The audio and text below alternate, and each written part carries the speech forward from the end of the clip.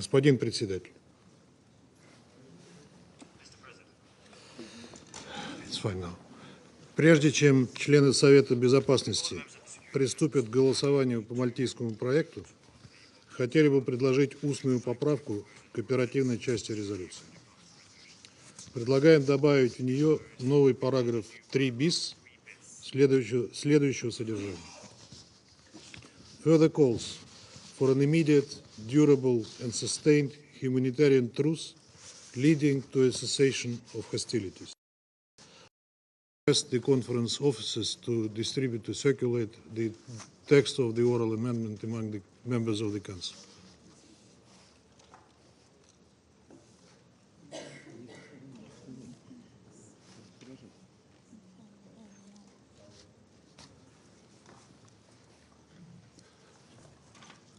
I would request to circulate it among all members of the Council.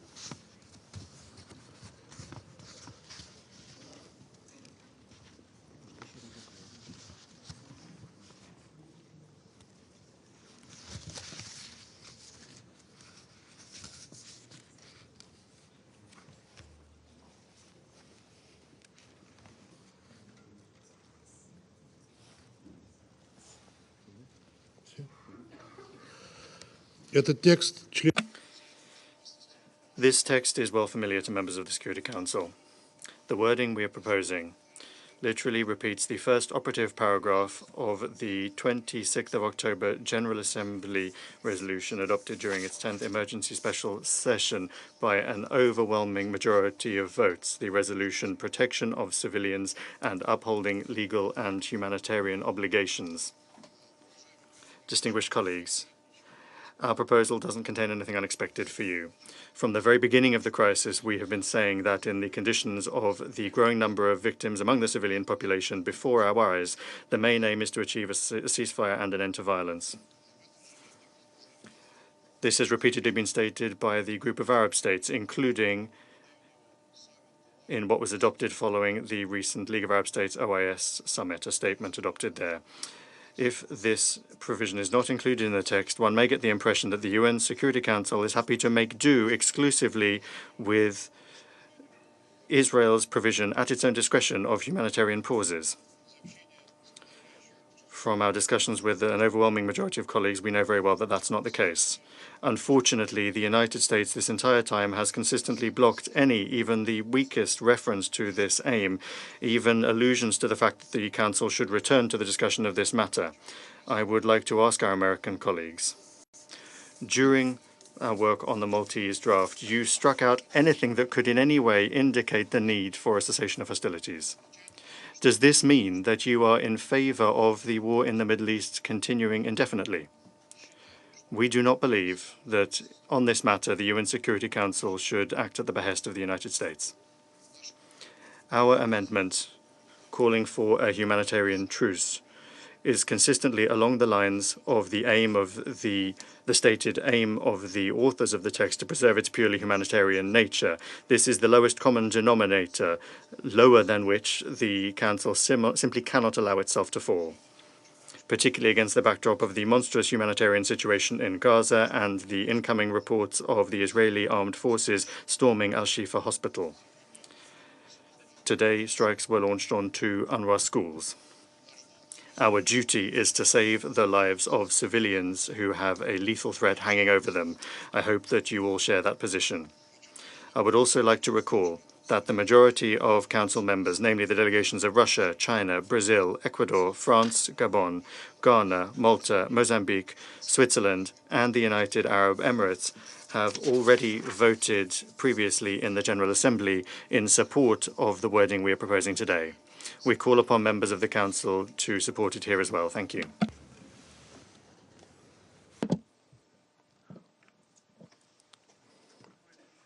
Colleagues, as the representative of the Russian Federation just introduced, before the Council members is an amendment to S 2023/876, which is the draft resolution submitted by Malta.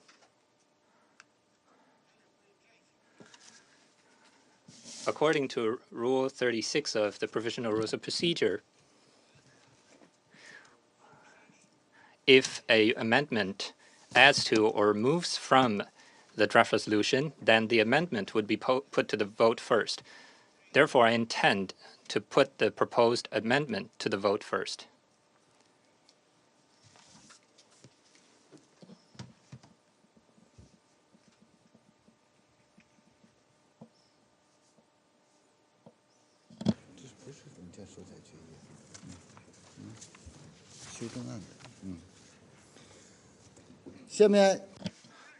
Will those in favor of S 2023/876, the amendment to it, please raise their hand.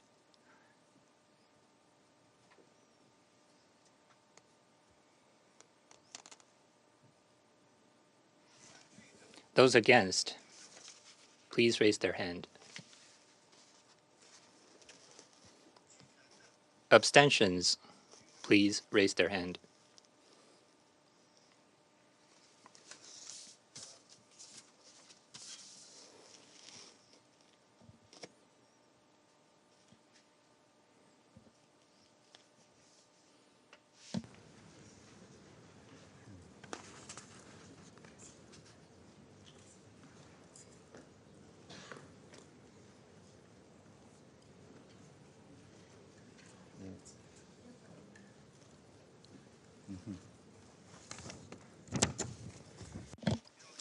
The result of the voting is as follows. 5 votes in favor, 1 vote against, 9 abstentions.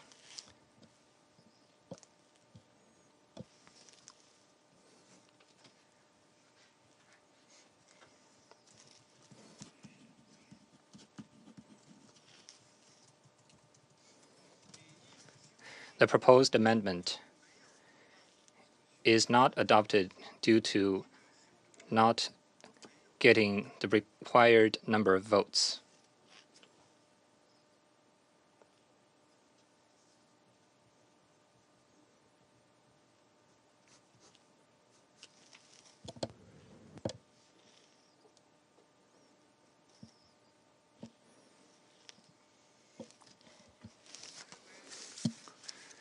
It is my view that the Council is ready to proceed to the vote on the draft resolution containing document S/2023/876 submitted by Malta. The Council is ready to proceed to the vote on the draft resolution before it.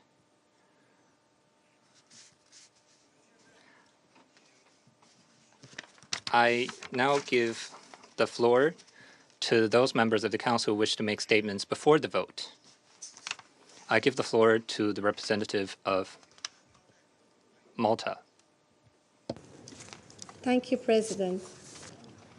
The humanitarian crisis which continues to unfold in Gaza ever since the horrific terror attacks of 7th October is deeply troubling.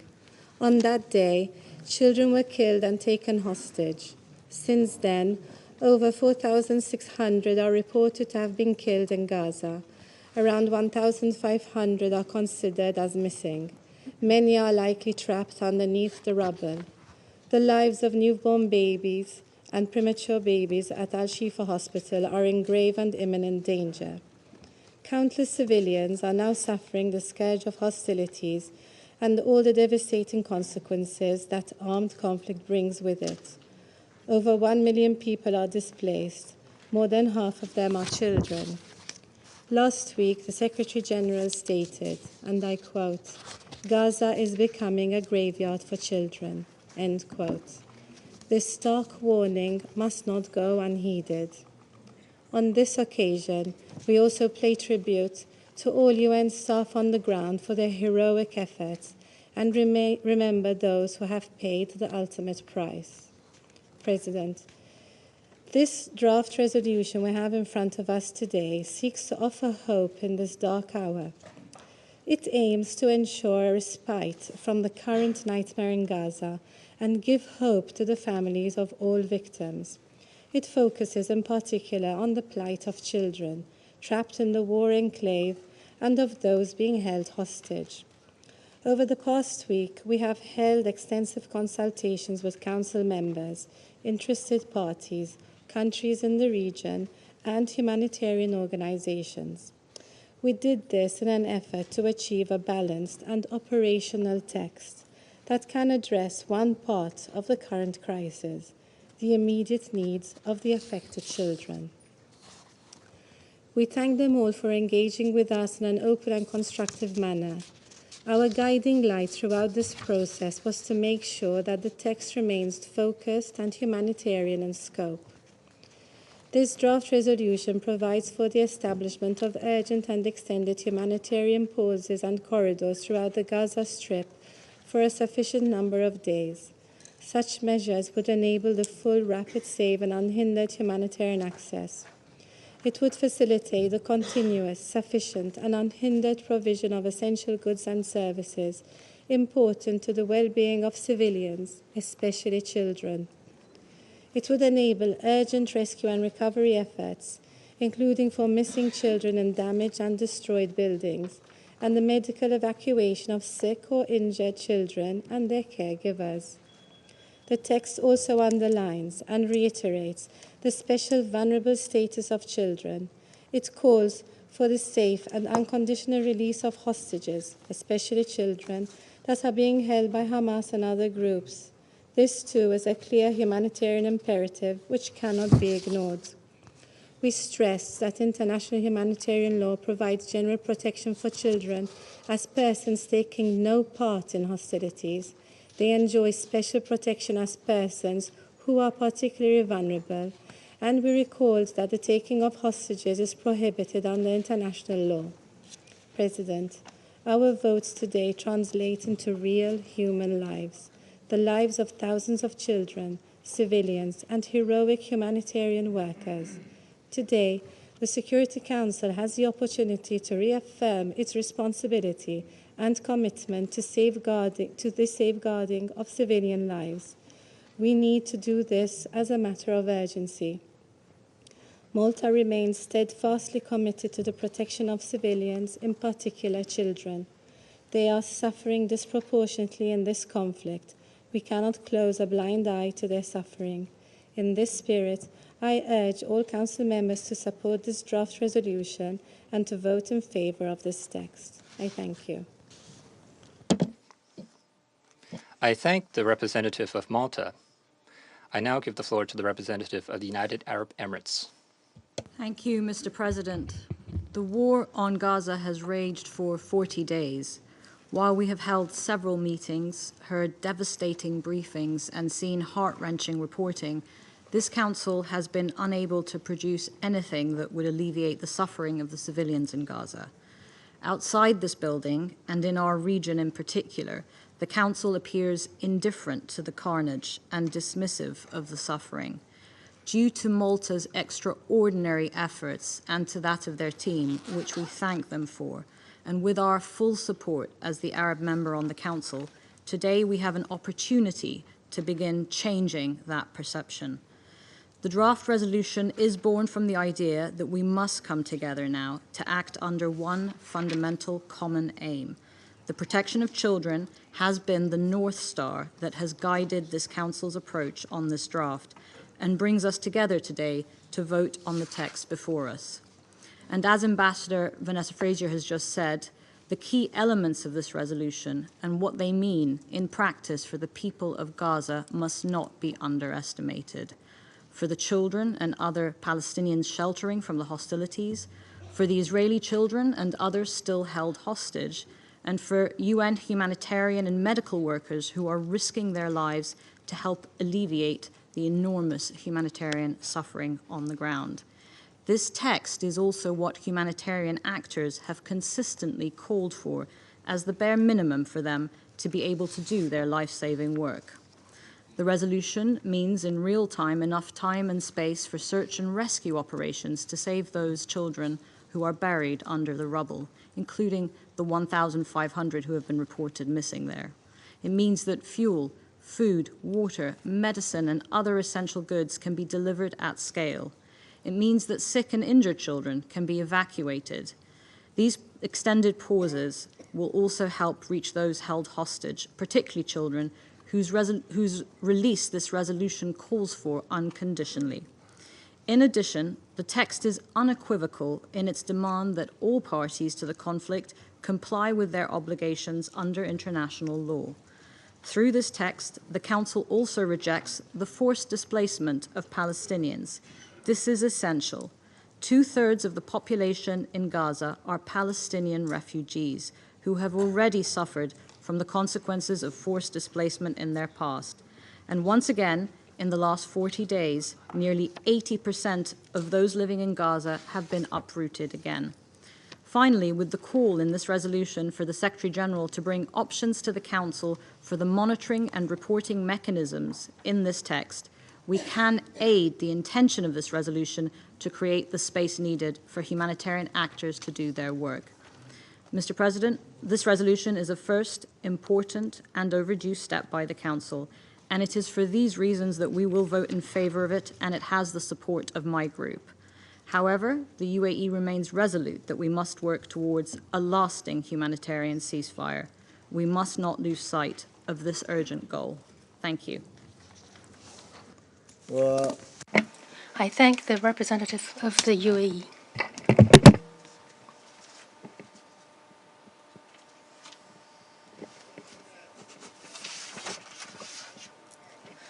I shall now put to the vote the draft resolution contained in document S 2023/876. Will those in favor of the draft resolution contained in document S/2023/876 please raise their hand?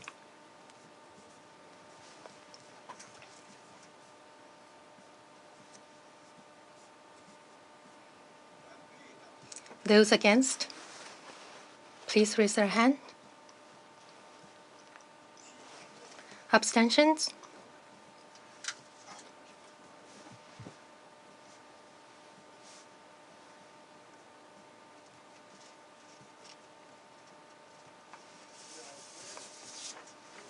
The result of the voting is as follows. In favor, 12. Against, 0. Abstentions, 3. The draft resolution has been adopted as Resolution 27/12/2023. I shall now give the floor to those council members who wish to make a statement after the vote. I first give the floor to the representative of the United States. Thank you, Mr. President.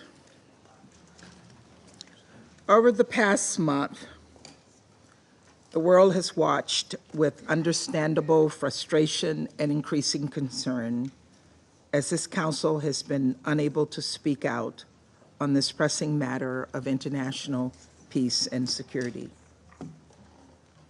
And it was not for lack of trying. We got very close last month when the United States put forward a strong and balanced resolution that would have been adopted if not for vetoes by Russia and China. And honestly, I think many had given up hope that we would ever speak on this conflict. But that's exactly what we just did. We got this done because most of us worked constructively in good faith to adopt a resolution. And I want to thank Malta and other members of this Council for leading this initiative.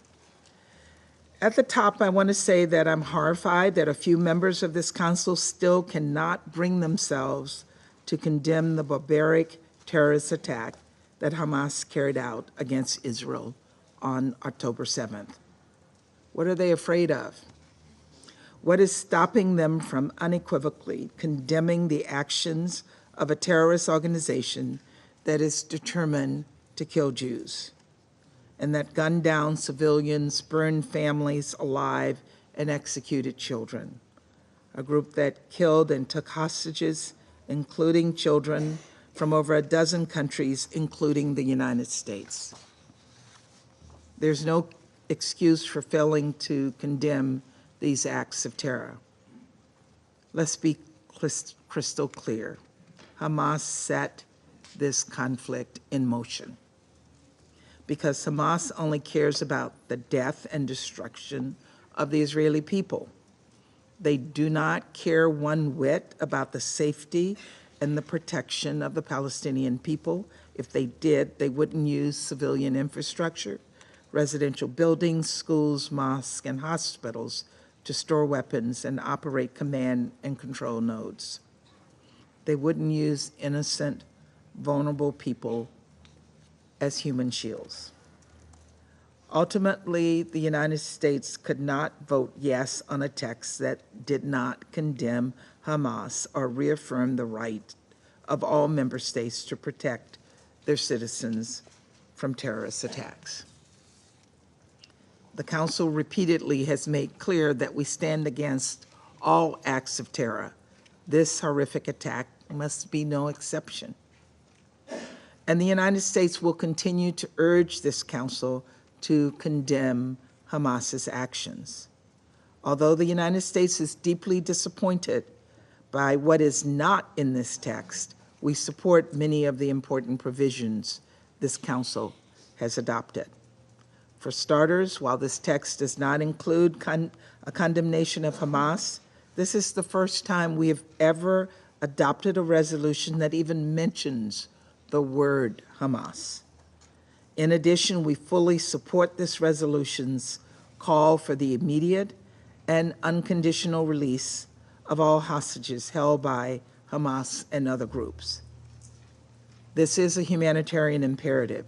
We're working tirelessly to facilitate the safe return of all hostages, including 9 missing Americans and 1 permanent U.S. citizen. We have also advocated for humanitarian pauses to allow for full, rapid, safe, and unhindered humanitarian access to civilians in Gaza. While we've made some progress in ramping up the flow of humanitarian assistance to Gaza, much more aid is urgently needed. The current levels are woefully insufficient. We continue to work tirelessly to increase deliveries of aid, and we're hopeful that humanitarian pauses will help the UN and humanitarian partners deliver aid and enable the safe passage of civilians fleeing violence. Colleagues, we've been clear as to our expectation that parties to the conflict will comply with their obligations under international humanitarian law. And for Israel, this is an added responsibility, as Hamas has deeply embedded itself within the civilian population in Gaza. But we've been clear at the highest levels.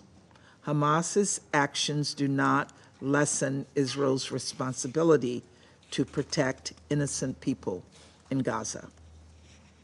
At the end of the day, this all comes down to one clear, urgent goal: to save innocent lives. The toll this conflict has taken on civilians is tragic. The loss of every single innocent life is devastating. And we grieve for all those who've been killed, Israelis and Palestinians, men, women, children, and elderly people. People of all nationalities and faiths, and more than 100 UN staff, and the families and loved ones of UNRWA workers caught in the crossfire. Over the past few weeks, I've spoken with humanitarian leaders who have teams in the region, and I've heard time and time again that while humanitarian workers are exhausted and oftentimes in grave danger, they are determined to fulfill their life-saving mission. And I'm in awe of their bravery.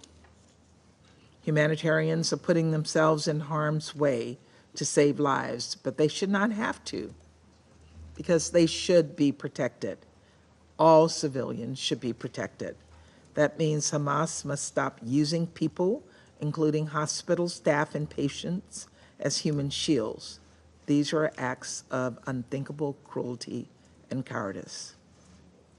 That also means that as Israel exercises its right, and indeed its responsibility, to protect its people from acts of terror, it must do so in a way that is consistent with the laws of war.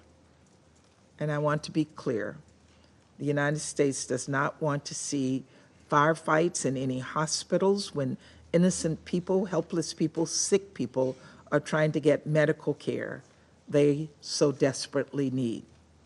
Patients and the people who care for them must be protected, full stop. Colleagues, ultimately, while this resolution is a step forward, its adoption alone will not save lives. And that is why, from the very start, President Biden and Secretary Blinken have worked exhaustively with the United Nations and other humanitarian agencies alongside our regional partners to respond to this crisis. To save lives, we all need to support the heroic efforts of the UN and other humanitarian workers in Gaza. And we all need to work with partners in the region to secure the release of all hostages and prevent this conflict from spreading. As we do so, we believe we must also start to look to the future and lay the groundwork for a sustained peace. This must put the Palestinian people's voices and aspirations at the center of post-crisis governance in Gaza. It must include Palestinian-led governance and Gaza unified with the West Bank under the Palestinian Authority. It must include a sustained mechanism for reconstruction in Gaza, and it must ensure there is no use of Gaza as a platform for terrorism or violent attacks. And it must include a pathway to a two-state solution. I know it's hard to see that brighter future in this moment of darkness, but we must. We have to.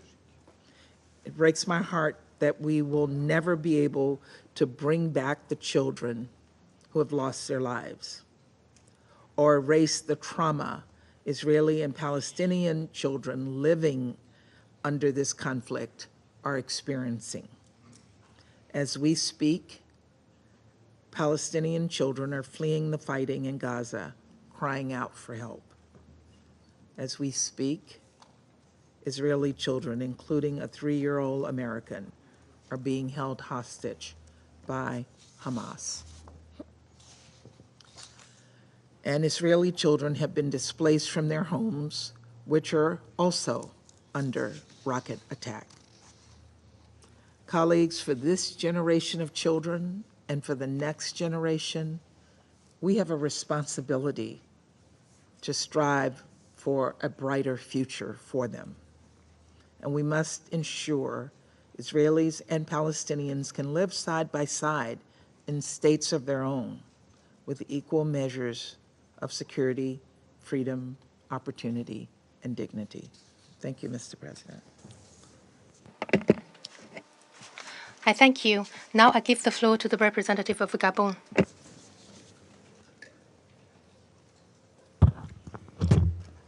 Monsieur le Président, le Gabon vient de...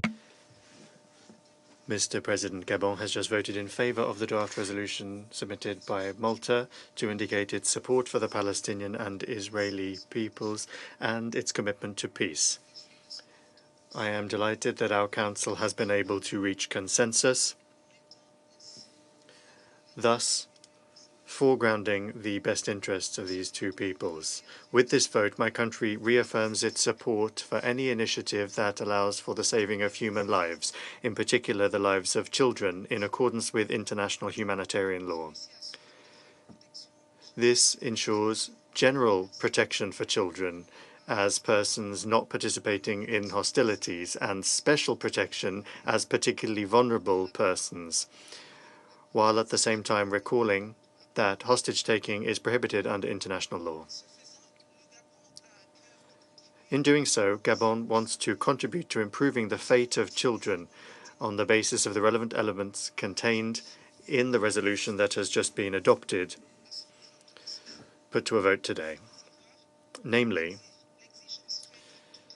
the demand that all parties protect civilians, in particular children that pay a heavy price in this conflict, respect for international law, including international humanitarian law, the call for urgent and extended humanitarian pauses and corridors throughout the Gaza Strip, the call for the immediate and unconditional release of all hostages held by Hamas and other groups, especially children, the call upon all parties to refrain from depriving the civilian population in the Gaza Strip of basic services and humanitarian assistance indispensable to their survival, including children. The importance of coordination, humanitarian notification and deconfliction mechanisms to protect civilians and facilitate the movement of humanitarian convoys and patients, in particular sick and injured children and their caregivers. We are aware that the text presented does not take into account all of the legitimate concerns in such circumstances, but it undoubtedly represents major progress that could make a difference on the ground. However, far from resting on our laurels following the adoption of this resolution, we certainly must show greater engagement to make a just contribution commensurate with our mandate to humanitarian distress. We must show greater engagement to silence the guns and establish responsibility. Once again, Gabon calls upon all parties to show restraint and respect their obligations under international humanitarian law. We will never stop repeating that the solution to the Israeli-Palestinian conflict is a political one. Diplomacy, negotiation, and dialogue are the only weapons that the international community has to make sure that the legitimate concerns of each of the parties are respected, that is to say, self-determination and the right to security, and to ensure the peace and security of the Palestinian and Israeli peoples. Thank you, Mr. President. I thank the representative of Gabon. I now give the floor to the representative of the United Kingdom. Thank you, President. President, it is impossible to comprehend the pain and the loss that Palestinian civilians are enduring. Too many civilians, including, most tragically, children, are losing their lives. So it is right that the Security Council calls for a humanitarian pause for a period of days, long enough to get life-saving aid to those who need it, and to establish a safer environment for humanitarians. This will save lives. We need a collective effort to get aid in as fast as possible, by as many routes as possible. The UK Prime Minister has been very clear about the need for life-saving aid to reach civilians in Gaza, including food, water, medical supplies, and fuel as a priority.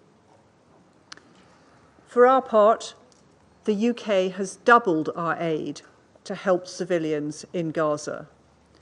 3 British RAF flights have delivered life-saving humanitarian aid and enabling equipment to support the Egyptian Red Crescent Society in delivering international aid through the Rafah checkpoint. We are urging, and I urge here today, that the priority must be improved land access, including at Kerem Shalom, so aid can get in at scale. All parties must give civilians the protection that is their right under international law, including international humanitarian law. That includes respecting the sanctity and protection of hospitals. It is also right that this resolution calls for the immediate and unconditional release of Israeli hostages. It is unconscionable that Hamas continues to hold men, women, and children, causing terrible fear and suffering for their families. President, this resolution is absolutely necessary, though the UK regrets that the first resolution passed by this Council on this matter could not clearly condemn Hamas terrorist attacks of the 7th of October. The barbarity of those attacks should be clear to us all. That is why we have abstained today. But let me be absolutely clear. It was vital and overdue for the Council to speak on this crisis, and we strongly support the resolution's purpose to get aid in and hostages out. I therefore commend Malta's astounding work in bringing this resolution that could pass. We will continue to work with Council members to resolve this crisis and to create a new political horizon so that we can deliver on the promise of peace for Israelis and Palestinians and make the two-state solution a reality. I thank you, President. I thank the representative of the United Kingdom for their statement. Now I give the floor to the representative of France. Monsieur le Président, Mr. President, France would like to thank Malta for preparing this resolution. We are pleased that this Council is able to speak with a single voice for the first time since the barbaric terrorist attacks committed by Hamas and other terrorist groups against Israel on the 7th of October. France voted in favour of this resolution, which calls for the establishment of urgent and extended humanitarian pauses and also calls for the immediate and unconditional release of all hostages held by Hamas and other terrorist groups. France voted in favour of this resolution because the humanitarian situation in Gaza is already catastrophic. France is fully mobilized to respond to the urgency of the situation. We took the initiative of an international humanitarian conference for the civilian population in Gaza, which was held in Paris on the 9th of November under the auspices of the President of the Republic and the Minister for Europe and Foreign Affairs. The resolution adopted mentions several essential needs: food, water, fuel, and medicines, which must be delivered to the civilian population in Gaza. France recalls its call for the opening of unhindered, lasting humanitarian access that allows humanitarian assistance to reach them in sufficient quantities. Additional efforts must be made. We must also mobilize sufficient resources. France has already deployed more than 100 tons of humanitarian goods and brought its humanitarian support to 100 million euros. However, France deeply regrets that several essential messages are not included in this resolution. This Council must, therefore, as agreed and right away, continue its work to achieve a broader expression.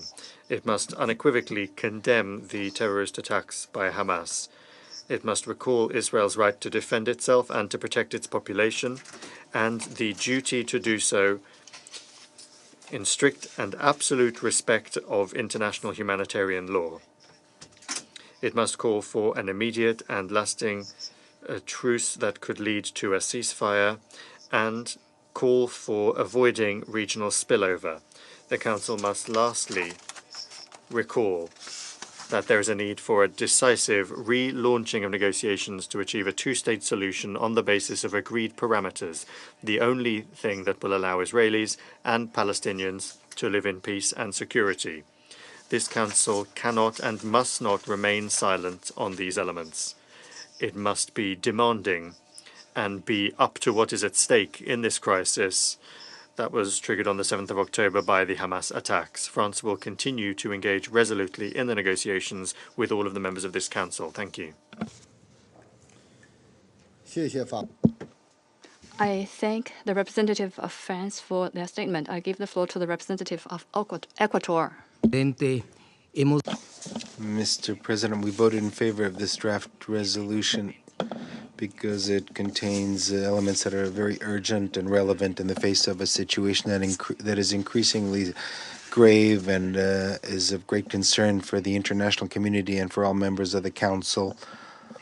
Inter alia, the text reaffirms the obligation to uphold and respect all obligations pursuant to international law, international humanitarian law, human rights law, and international humanitarian law. And the text in particular stresses the situation of children, which is one of the groups most affected by violence.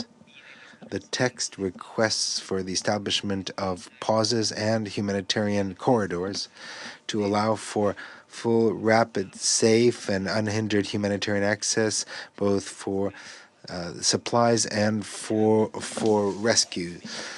It also calls for the immediate release, an unconditional release of hostages taken by Hamas and other groups, and to guarantee humanitarian access to them. It also requests the Secretary General to provide an oral report on the implementation of the resolution and to identify monitoring options.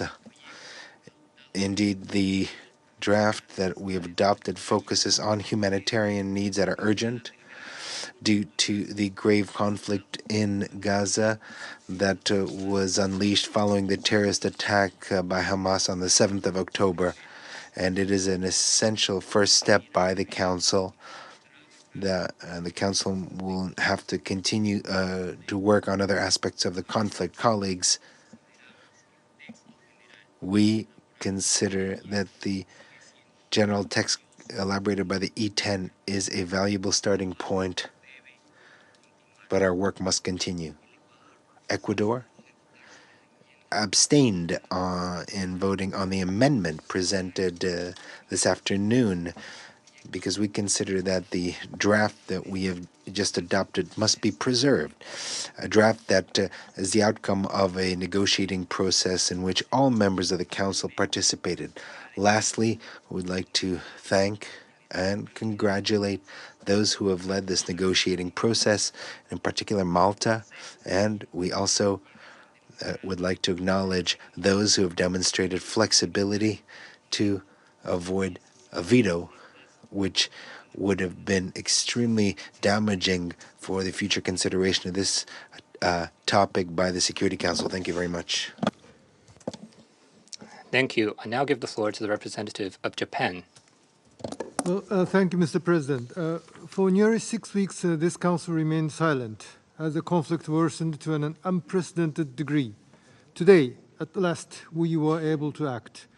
Japan was pleased to vote in favor of this resolution, and we are grateful to Malta for taking the initiative to help finally craft a balanced text that could be adopted. This resolution emphasizes the need to protect civilians, especially children, who should never be targeted and who have been disproportionately affected both by the conflict and by the rapidly worsening humanitarian situation in Gaza. It is important that the resolution calls for urgent and extended humanitarian pauses and corridors throughout the Gaza Strip, and for the immediate and unconditional release of all hostages held by Hamas and other groups. In this context, Japan highly appreciates ongoing diplomatic efforts made by key actors, including the United States. Mr. President, this is just the beginning. The Council must continue to be actively engaged on this file in order to protect civilians, especially the most vulnerable, including women and the disabled as well as children, prevent the conflict from spreading, and ultimately bring durable peace and stability to the region which can only be achieved through a two-state solution. We also need to keep in mind various aspects, including WPS. Japan will work tirelessly to these ends. I thank you, Mr. President.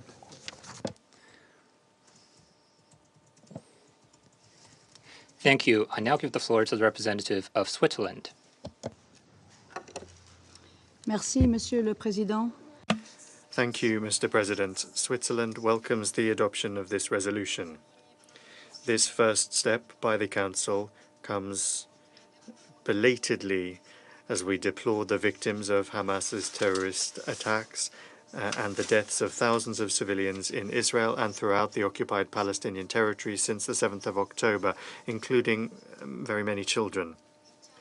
I would like to thank the Maltese delegation for its efforts to reach a consensus within this Council. Switzerland recognizes Israel's right to ensure its defense and security. We call for the immediate and unconditional release of all hostages. Their captivity in Gaza in appalling conditions for more than a month is unjustifiable, as were the acts of terror and indiscriminate attacks perpetrated by Hamas against Israeli civilians since the 7th of October. Switzerland most firmly condemns these terrorist attacks.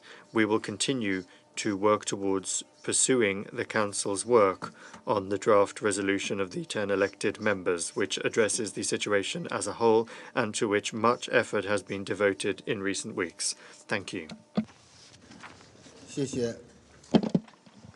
Thank you. I now give the floor to the representative of Mozambique. Thank you, Mr. President. Mozambique wishes to appreciate the effort made by Malta that led to the adoption of this resolution and hopefully a step towards the end of the death and destruction both in Gaza and Israel. Mozambique is convinced that this resolution is an important step towards mitigating the suffering of civilians in Gaza. However, we are mindful that this resolution does not address the fundamentals of the humanitarian crisis prevailing in the Gaza Strip. In supporting this resolution, Mozambique wants to associate herself with the collective efforts aimed at ensuring the protection of civilians, especially children, in full compliance with the international human rights law and international humanitarian law. An immediate, durable and sustained cessation of hostilities and a return to the constructive dialogue remain the best immediate alternative to the situation in Gaza. Mr. President, Mozambique reiterates its national position that Israel and Palestine can only resolve their differences through peace and dialogue. It is our strong conviction that the brotherly peoples of Israel and Palestine deserve and can live side by side in security and peaceful coexistence in strict respect for the decision and resolution of the Security Council. I thank you, Mr. President. I thank you for your statement. Now I give the floor to the representative of Albania. Thank you, Mr. President.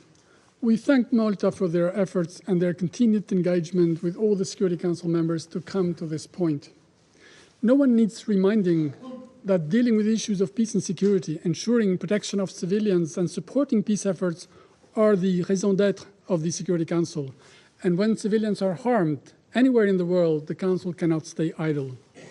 Its inability during the last 6 weeks to find common ground on this issue, speak with one voice in condemning the abhorrent terrorist acts and deliver while the humanitarian situation in Gaza has gone from bad to worse, has been particularly distressing.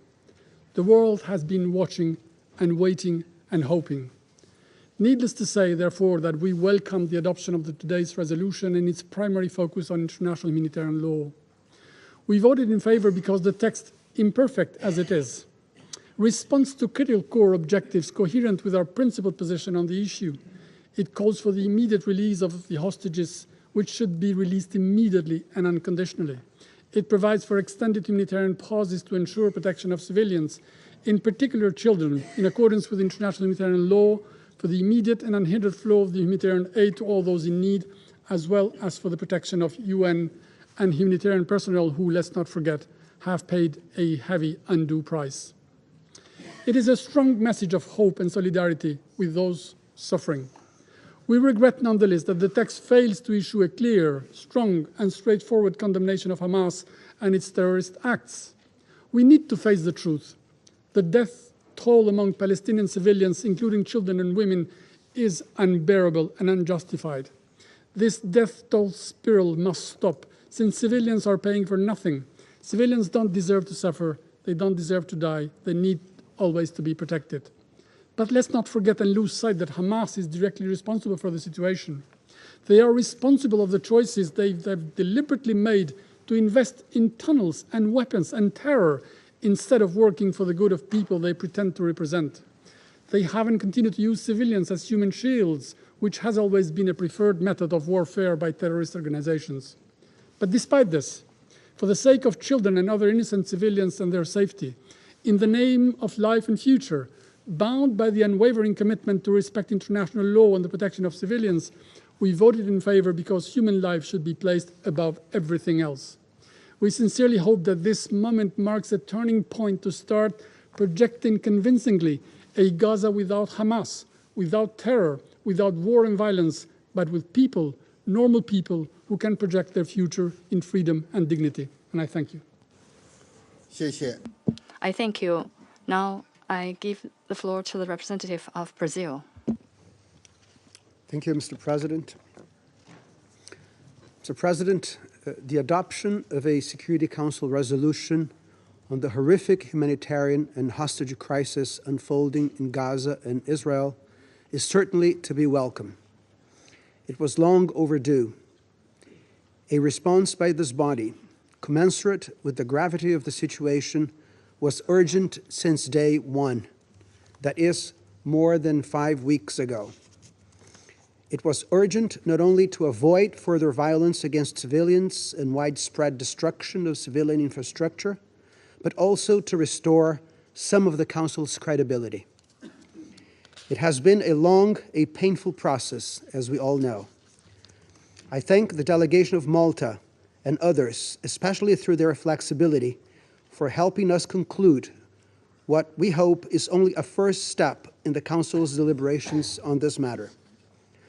Before the text adopted today, more comprehensive and timely resolutions have been attempted, including one presented by Brazil.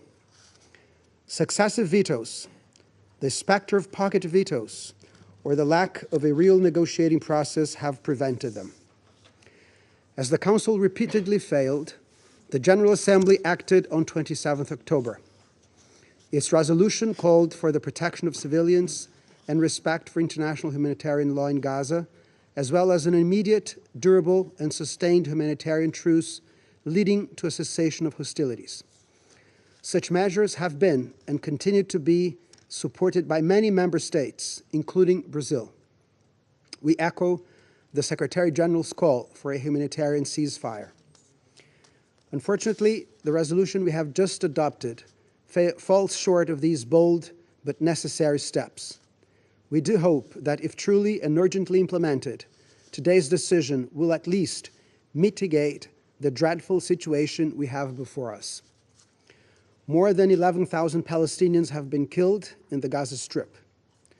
The number of dead children is shamefully appalling. 1.5 million Palestinians have been forcibly displaced in mere 1 month. Hospitals and schools have been destroyed, damaged, or rendered useless. The al-Shifa hospital was raided today, putting hundreds of sick and wounded in extreme danger. Hundreds of thousands in Gaza lack or do not have adequate provision of water, electricity, medical supplies, or shelter. Hundreds of foreigners continue to be prevented from leaving the region. The number of humanitarian workers killed has risen to more than 100, the highest in any conflict in the history of the United Nations. More than 200 hostages of several nationalities have not been released, and humanitarian access to them continues to be denied. All these violations of international humanitarian law must stop, now, for all civilians, Palestinians, and Israelis alike. They have been paying the price for decades of systematic denial of the legitimate rights of the Palestinian people to self-determination. The establishment of a viable Palestinian state living side by side with Israel within secure, mutually accepted, and internationally recognized borders is the only possible solution. Lasting peace must be the ultimate goal for all. Brazil hopes that the Council will truly and functionally remain seized of this matter. Our voice will be strong and fearless in insisting on that. I thank you, Mr. President. I thank you. Now, I give the floor to the representative of Russian Federation. Mr. President, the Russian Federation abstained during the vote on the draft resolution put forward by Malta. We could not fail to react to the appeals, including from countries of the region, to the Security Council of the UN to adopt some kind of humanitarian product. This is the only reason why we chose to disregard the many deficiencies of the text. The main one is a lack of a call to an immediate ceasefire. This was and remains the top imperative. Any humanitarian actions require an immediate end to fighting. It is impossible to clear up collapsed buildings or evacuate people under shelling. It's impossible to bring in the much needed fuel, without which electrical energy will soon run out in Gaza hospitals. Furthermore, without supplies of fuel in the next few hours, according to estimates by UNRWA on the 16th of November, the inhabitants of the enclave will be without any communication, without internet, and completely isolated from the outside world. We will have no idea what is going on there. The Gaza Strip will sink into complete darkness and chaos, and coordination among emergency services will be disrupted. And right now, as delegations of the Security Council are practicing their eloquence, the Russian army is, the Israeli army is storming the al-Shifa hospital and is shelling UNRWA schools. We're hearing worrisome reports about executions of medical personnel, destruction of stores with medical equipment and medication. Once again, I want to stress humanitarian pauses are not and cannot be a replacement for a ceasefire or even a truce. This is just a temporary pause, after which military activities will be renewed with greater force. In other words, people who will be evacuated will find themselves under new shelling, and civilian infrastructure will continue to be destroyed, and there will be new victims, more and more victims. We'd like to draw your attention to the fact that just today the Mission of Palestine circulated a letter to the Security Council with a demand for an immediate ceasefire. Mr. President, from the very beginning of the current escalation in the Israeli-Palestinian conflict, the delegation of the United States has sabotaged any attempts to develop a balanced and depoliticized document aimed at adopting realistic and urgent steps to de-escalate the situation. Our American colleagues in the Council justified the collective punishment and destruction of Palestinians, first and foremost the civilian population, under the pretext of fighting against terrorism and the right of Israel to self-defense, and in fact have basically paralyzed the work of the main UN organ that supports international peace and security. Washington has consistently rejected draft resolutions that have demanded a humanitarian ceasefire. My U.S. colleague just expressed outrage that the Council cannot condemn the Hamas attack of the 7th of October and criticize those who prevented this. I would like to just remind her of the sequence of events. because it was the United States on the 18th of October that vetoed the draft resolution of Brazil that specifically condemned that act. Russia and the United Kingdom abstained at the time, others voted in favor. So the U.S. can only have itself to blame here. We regret that under pressure from Washington, the language of the resolution has been hollowed out. The Council doesn't even demand that the parties introduce humanitarian pauses, but simply calls on them to do so, which is a mockery of the prerogatives of the Council. Colleagues, it's a disgrace that the Council, which has a uniquely powerful toolbox, including under the Chapter 7 of the Council, could only squeeze out such a weak call. As the old saying goes, the mountain has labored and brought forth a mouse. Now, for many weeks now, all representatives of UN humanitarian agencies and the Secretary General have been calling for a humanitarian ceasefire unanimously. This is precisely the reason why we proposed an amendment to the draft. For this purpose, we are extremely disappointed that it was not adopted. Some are not concerned about the effectiveness of the reaction of the Council. The main thing is to say that the Council, so to speak, adopted something that was humanitarian. We have very serious concerns that the provisions of this resolution will not be implemented on the ground. Who will give approval for humanitarian pauses? Who will monitor and verify them? And what will be the consequences of them not being complied with? So the document we've adopted will not contribute to overcoming the humanitarian crisis that the Gaza Strip finds itself in and its population is suffering. We expect that the Secretary General at the next meeting of the Security Council on the Middle Eastern peace process will report on the implementation of this resolution and will provide as soon as possible to the Council options for creating a mechanism of international monitoring over this process. The Council will need to make a decision on further steps, what observers to send to the conflict area, which UN contingent will be involved. We will be carefully monitoring this, and we will not allow this issue to be hushed up or swept under the carpet. But the absolute priority is the adoption of a fully fledged, strong product of the Council with an unequivocal appeal or call to an immediate ceasefire, and we hope that work on this will begin in the nearest future. Thank you. I thank the representative of the Russian Federation. I now give the floor to the representative of the United Arab Emirates. Mr. President, the UAE welcomes the adoption of today's resolution, the first one on the Israeli-Palestinian conflict since 2016. It is crucial that this body has come together today around the urgent need to protect civilians, especially children.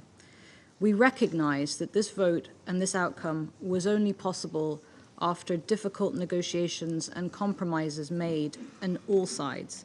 And as the Arab member, we want to again recognize Malta's leadership, but also the commitment by each and every council member to this product. Over the past week, I've seen us all work together across our geographical divides in a way that made this moment possible, and I thank you for that. I believe lives will be saved because of this work. However, I want to emphasize that the adoption of today's resolution only begins our response to this war and to this crisis. Too much time has passed, too many people have been killed, and too much destruction has been wrought. It is worth noting here that where Hamas is not operating, Palestinians are also losing their lives on land internationally recognized as part of their future state.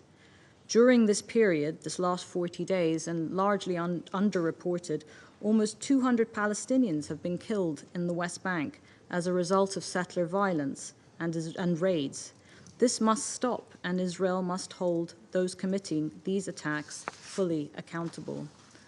For the UAE, this resolution will enable our efforts, our humanitarian efforts on the ground, for example, to receive 1,000 Palestinian children and their families for medical treatment in the UAE.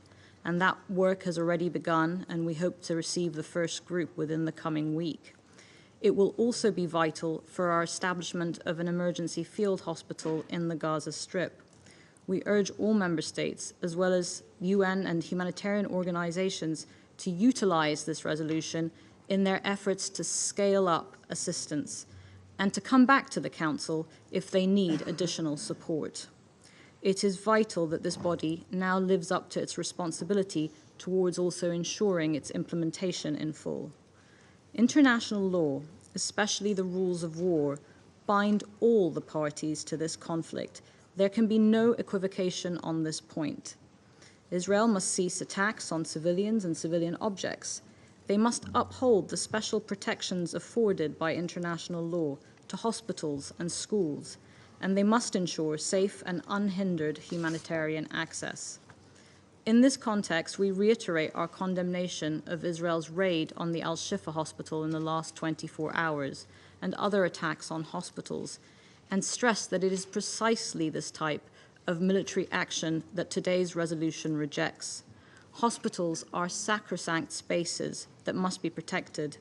We've all received countless unbearable messages of despair from medical workers in these hospitals who have stayed and are pleading for their patients to be protected. Mr. President, if the parties violate this resolution, we expect and we will work to ensure that the Security Council steps in to support its implementation. But looking ahead and beyond working towards a more permanent ceasefire, the Security Council collectively and individually must prioritize resolving this conflict. Over the last decade, there have been increasingly vocal warnings and signs that the two-state solution is on its deathbed. What emerges from the ruins of Gaza may be our last chance to save it. But it will need all of us to continue working together like we have done here today to resurrect it. The fate of peace and security in our region is a shared responsibility and not the burden of a few. For Israel, for the Palestinians, the brutal logic that the occupation has forced on its victims and its perpetrators over the long history of this conflict has really brought us to this desperate point of crisis. The fact is, Israel does have an absolute right to security and peace, free from the attacks that we saw on the 7th of October, but so does a future Palestine. Israel's security, genuine and lasting, will remain elusive if it's built on the continued denial of the Palestinian people's inalienable right to self-determination. Any policy that seeks to obscure that fact is doomed to failure. Thank you. I thank the representative of the UAE. I will now make a statement in my capacity as the representative of China. Colleagues, 40 days after the outbreak of the new round of the Palestinian-Israeli conflict, the Security Council adopted its first resolution focusing on humanitarian concerns and highlighting the protection of children. Malta, the United Arab Emirates, and other members have done a great deal of work in this regard, which China appreciates. China has always supported all efforts aimed at promoting a ceasefire and an end to the fighting and restoring peace. We welcome any initiative conducive to the protection of civilians and the easing of humanitarian crisis. Proceeding from this position, we supported the draft resolution submitted by the Arab countries to the 10th Emergency Special Session of the General Assembly, supported the draft resolutions not long ago submitted by Russia and Brazil at the Security Council, and we just voted in favor of the draft resolution submitted by Malta. Meanwhile, it should also be pointed out that the Council should have adopted a more comprehensive and robust resolution much earlier. For reasons known to all, in particular, the repeated and persistent obstruction of a permanent member of the Council, this resolution at present can only serve as a first step based on minimum consensus. Despite this, the resolution is still of positive significance as an initial step towards a ceasefire and a minimum request to save lives. which helps avert a greater humanitarian crisis and catastrophe. We look forward to the immediate realization of durable humanitarian pauses, as called for in the resolution, to ensure a sufficient number of days of cessation of hostilities to allow UN humanitarian agencies, the International Committee of the Red Cross and others to carry out full-scale humanitarian operations to urgently search for and rescue missing children, to transfer and treat the seriously ill and seriously injured, and to rehabilitate critical infrastructure. We express our grave concern and strong opposition to the clear violations of international humanitarian law taking place in Gaza. Over the past dozens of hours, al-Shifa hospital in Gaza has been under siege, operating rooms and wards bombarded, and premature babies stopped breathing in incubators with electricity being cut off. Thousands of people remain besieged in the hospital. Their safety and well-being are worrisome. We urge Israel to immediately cease its military operations against civilian facilities, including hospitals, and to restore basic supplies of water, electricity, fuel, among others, as soon as possible. We would like to reiterate that we are strongly against the arbitrary displacement of the Palestinian people. The resolution just adopted also makes a clear call on the issue related to hostages. We reiterate our call to guarantee the personal security and humanitarian needs of the hostages, and to support active diplomatic efforts to facilitate the early release of the persons concerned. The utility of Council resolutions lies in the implementation. The key is for the parties concerned to implement the provisions of the resolution to the letter. In this regard, Russia's concerns about monitoring and follow-up are legitimate. It is necessary for the Security Council to consider it and consider establishing a monitoring mechanism and designate a specialized body to verify implementation and submit timely reports to the Council.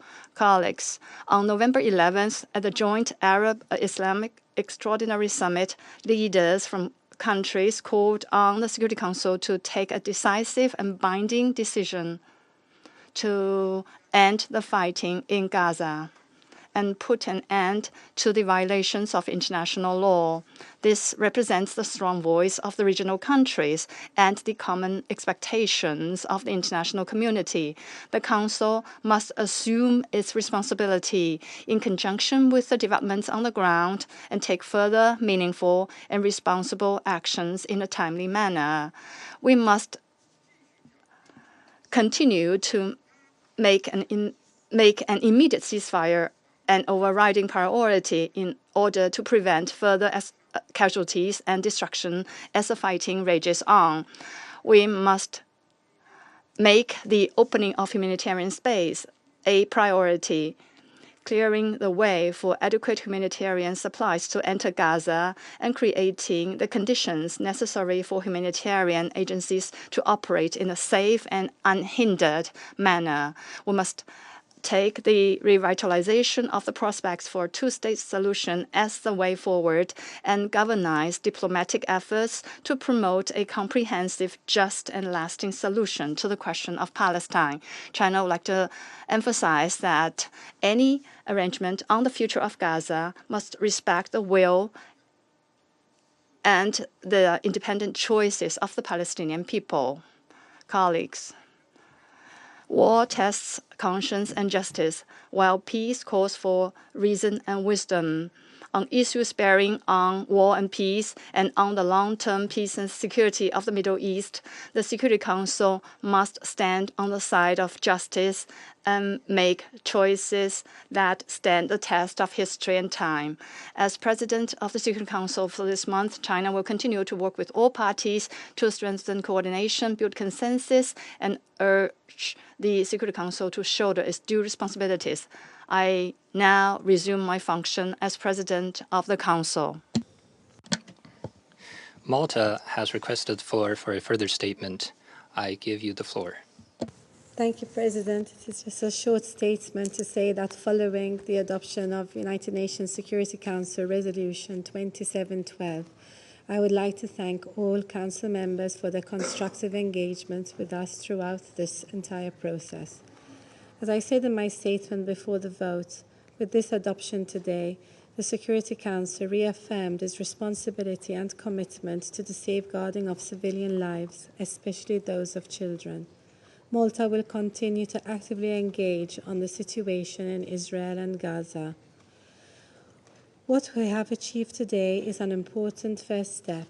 We will remain steadfast in our commitment to the protection of civilians and the plight of children in armed conflict that continue to suffer in a disproportionate manner throughout our term on the Council as an elected member. Thank you.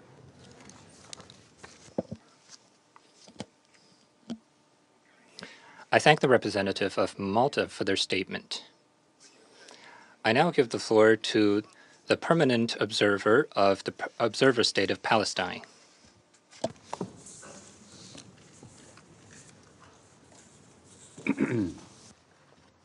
Mr. President,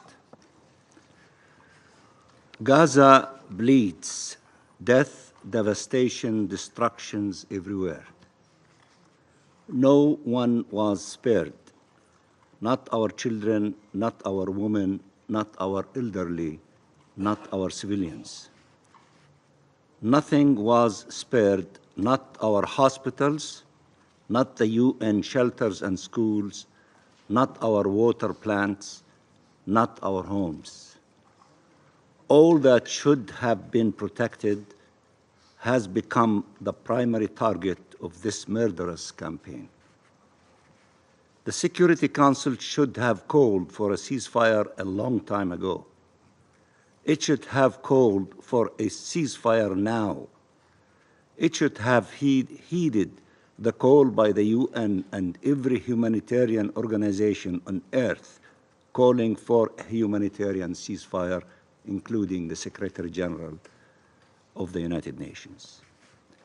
It should have been convinced that there is no military solution, especially one that relies on the commission of atrocities, and it should have advanced political ones. The Council is finally acting today on a humanitarian resolution focused on children. If we are going to talk about the condemnations missing from the resolution, let me remind you of the following. But before I do that, I just want to inform you that the Foreign Ministry of the State of Israel rejected this resolution adopted a few minutes ago and said they will not implement it and they will continue with their course of action as they wish. What are you going to do? You just adopted a resolution. They told you we are not going to implement it. Let me remind you of the following. The resolution did not condemn the killing by Israel of 11,000 Palestinians, overwhelmingly civilians, including 5,000 Palestinian children. Let me repeat, 5,000 Palestinian children. It did not condemn the indiscriminate attacks by Israel. It did not condemn the assault on hospitals and schools. It did not condemn the killing by Israel of UN staff, journalists, humanitarian personnel, doctors, rescue teams. It does not condemn the arbitrary imprisonment of thousands of Palestinians, men, women, and children, nor call for their immediate and unconditional release. The resolution did not condemn the racist and disgusting Israeli propaganda methods mocked around the world and which constitute an insult to our intelligence. They are, however, still echoed by some politicians and media at the expense of their own credibility. Selective outrage breeds double standards and shows disregard for Palestinian life and refusal to recognize Israeli crimes that are undeniable. The resolution in its OP1 demands that all parties comply with their obligations under international law, including international humanitarian law, notably with regard to the protection of civilians, especially children. We are fully committed to these rules, all of them. But do they apply to Israel? Is it heeding this demand? You have been calling on Israel now for 40 days to uphold the laws of war, and it has chosen to continue breaching them openly and brazenly. I should even say you have been demanding from Israel to respect international law for decades, and it has dismissed your calls and continued its crimes against the Palestinian people. Did you ever hold it accountable? Are you going to hold it accountable for rejecting your resolution you adopted this afternoon? Nothing justifies war crimes, crimes against humanity and genocide. Nothing. And there is no honor in defending Israel when it is committing such crimes. Only shame. The bombings and incursions must stop now. Humanitarian aid must come in now, not drop by drop, just to pretend that the criminal siege has been lifted, but effectively bringing it to an end. Fuel must come in now. Thousands of lives, millions of lives hang in the balance. Our hospitals have been destroyed. Our people have no food or clean water. God sent them rain while you were still trying to get Israel to let fuel in to allow water pumps to function. This madness must be brought to an end. The moment the bombs stop, we will see results, saving lives, allowing humanitarian aid in, rescuing the thousands under the rubble, the Palestinian children under the rubble, and burying all those who we could have saved for days now and who died, alone, under the rubble, shouting for help, and there was no help coming forth. It will allow to release those held captive, the resolution. It will allow to repair the civilian infrastructure that is needed for the survival of our people. It will allow to help the wounded and sick. The primary goal of international humanitarian law is to protect the civilians, the wounded and the sick. In Gaza, those are the ones who suffer most from the Israeli assault. What is happening will have long-term effects that no one should underestimate. It is a failure of humanity of terrifying magnitude. Let me repeat. It is a failure of humanity of terrifying magnitude. But for now, the urgency is to save lives, stop the killing, stop the forced displacement, allow humanitarian aid in and ensure humanitarian access, protect civilians and civilian infrastructure. These should not be words in a resolution. They should be a reality that our people on the ground witness immediately. Finally, I have to address the following for those who are still trying to maintain untenable positions. One, Israel is effectively telling you it can kill any and every Palestinian without ever being responsible for their death, as they are either terrorists, terrorist sympathizers, or human shield. Anyone allowing such a logic to prevail is contributing to the killing. Israel considers all of us terrorists. All our factions, our NGOs, our human rights defenders. It is acting accordingly. 3, Israel is not under threat of destruction. It is destroying Palestine. It considers the Palestinian state as a strategic threat. It is against Palestinian rule anywhere. All its policies are designed to undermine any such rule. 4, the plan of this Israeli government, the current government, has now been revealed in statements, leaked memos, op-eds. Let us stop pretending we don't hear what this government is saying. Its plan is the continued dispossession, displacement, and denial of rights of the Palestinian people to complete the Nakba that started in 1948. Recognizing that is the first step to defeat such plans, which not only deny our people their rights, but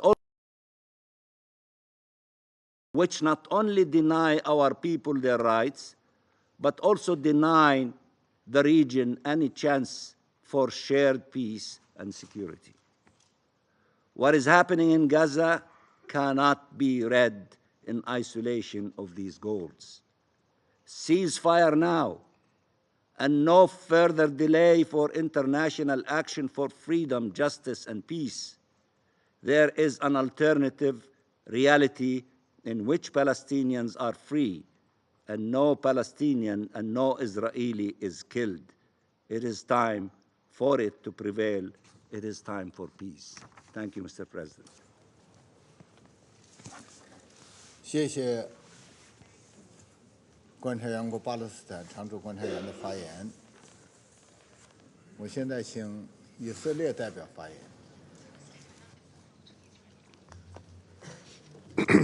Thank you, Mr. President. Distinguished council members, we have all been here before. Israel has made her stance very clear, and thus I will be brief. This council has just adopted a resolution that is regretfully detached from the reality on the ground. Israel commends the council for calling for the immediate and unconditional release of the 239 hostages, yet sadly, this resolution falls on deaf ears when it comes to Hamas and other terrorist organizations. On the 7th of October, savage Hamas terrorists launched a barbaric invasion into Israel, murdering, raping, and brutalizing innocent civilians.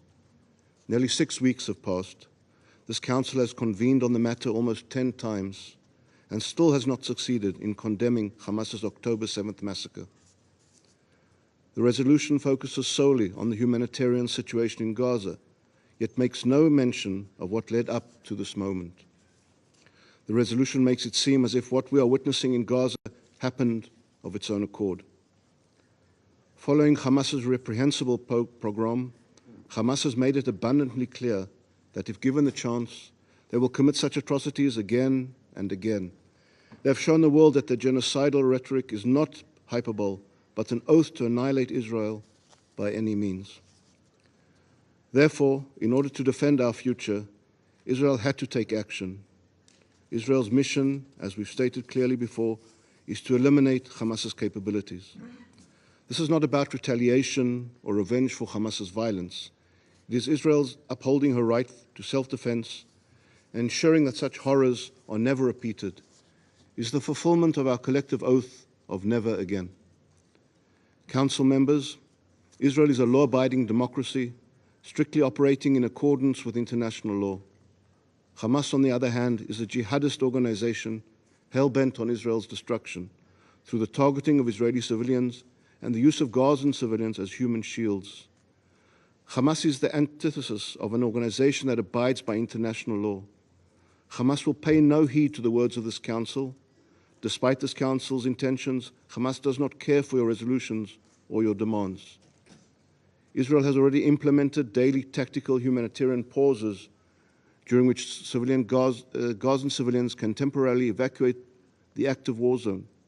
Hamas, on the other hand, murders Gazans as they try to evacuate. As of today, Israel has approved the entry of nearly 1,400 trucks with thousands of tons worth of aid. Meanwhile, Hamas is hoarding food, fuel, and medical supplies for its terror machine, leaving Gazan civilians with nothing. For weeks, Israel has called for the temporary evacuation of all hospitals in northern Gaza in order to mitigate casualties and safeguard civilian lives. Yet Hamas forcefully holds Gazan civilians in hospitals in order to continue using them as human shields. Hospitals have become fortified Hamas military bases. Yesterday, Israel supplied neonatal incubators and medical supplies to al-Shifa hospital, and Israel is in close contact with international organizations regarding the construction of field hospitals. Just 2 days ago, Israel, at great risk to our soldiers' lives, hand-delivered 300 liters of fuel to al-Shifa hospital. Hamas prevented the hospital staff from accepting it. There is no clearer proof that Israel is doing everything possible to improve the humanitarian situation in Gaza, while Hamas is doing everything possible to make it worse. Council members, increasing the suffering of Gazan civilians is an integral part of Hamas's vicious strategy. Hamas's goal is to intensify and deteriorate the humanitarian situation in Gaza in order to broadcast Palestinian hardship to the world, and by doing so, exploit this very body to tie Israel's hands. Hamas is solely responsible for the humanitarian situation in Gaza, and they have weaponized it to prevent Israel from defending itself. Israel does not need a resolution to remind us to adhere to international law. Israel always adheres to international law. Hamas, the party that will refuse to accept this resolution, will not even bother reading it. Hence, this resolution does nothing to contribute to the situation on the ground. Bringing our hostages home is Israel's top priority, and seeing as Security Council resolutions hold no sway with terrorists, Israel will continue to do whatever it takes to accomplish this goal. Mr. President, as much as we all wish to believe that this resolution and this Council could have an impact on genocidal terrorists, the situation on the ground proves otherwise. The reality is that Israel has no choice but to continue with our mission to obliterate Hamas's capabilities and bring our hostages home. Should Hamas choose to lay down their arms, turn themselves in, and hand over the hostages unscathed, this war would end immediately. Sadly, this is not Hamas's modus operandi. I thank you, Mr. President.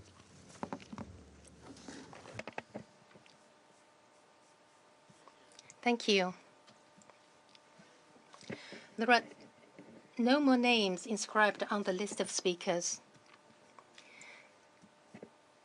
The meeting is adjourned.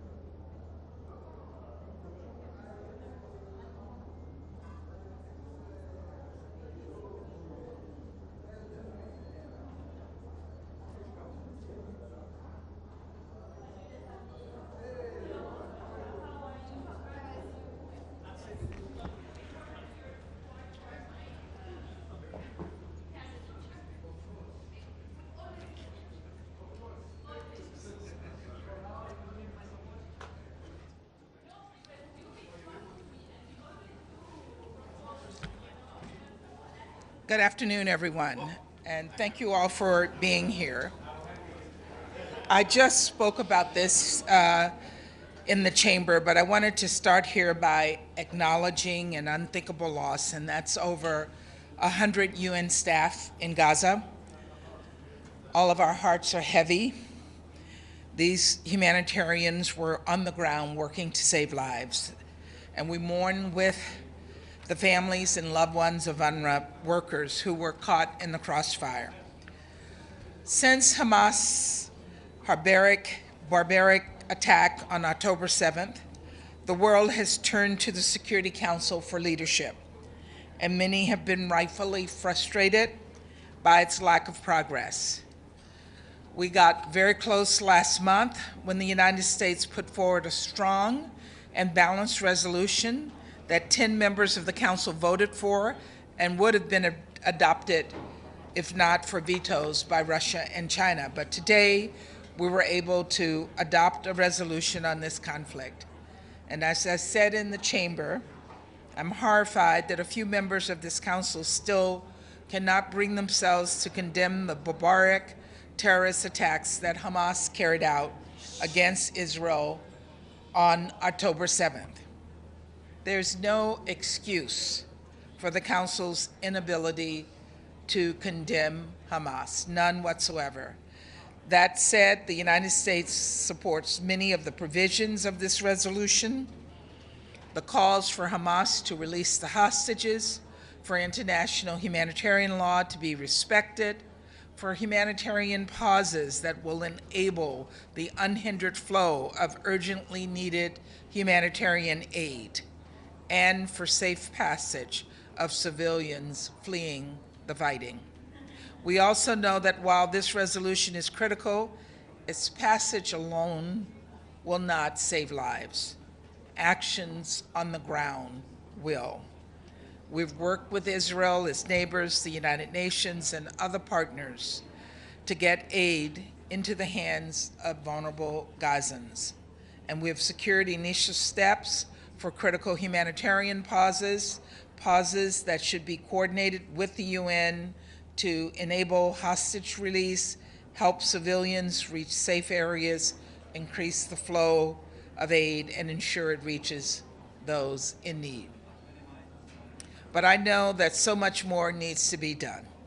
That includes providing fuel so that the UN can keep trucks flowing, and so that medical facilities starved of vital supplies by Hamas can continue to function.